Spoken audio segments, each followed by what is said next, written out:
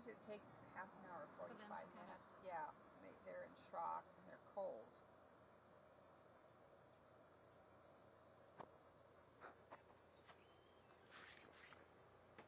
Oh! Check the door. Oh, it's a baby.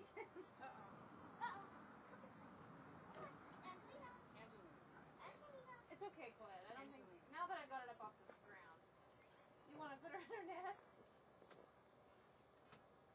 She won't be able to make her own. She's too little, and we don't know where the mother is.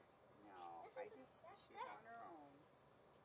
Her She's getting pollen, so she's a tiny one. She's a baby. She's alert. She's looking around. Hey, sweetie. One things that you want to go in your nest. No, she won't go in there. Honey, I don't think she'll want to go in there. I don't think hummingbirds build nests like that. This is a hummingbird nest. Is it? Yeah. It's just that that's where they put their eggs, but I don't think we can't put her in there, hon. No, she just needs to get the sun on her. It's a good idea. She needs it's to a really have good the idea. sun on her. But when she flies See away, if she'll come out of it. She's very much alive.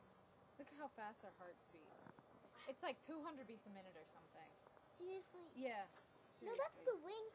Well, it says in August they eat so much, and you see them so much because they're fattening up for their flight. Oh, geez. A bird that size, how much fat do you need to fly to Mexico?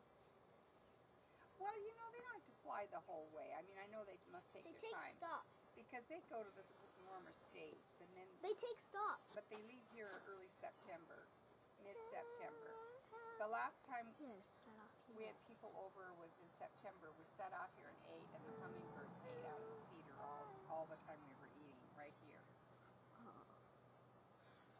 And on the flowers. It was very... There she goes.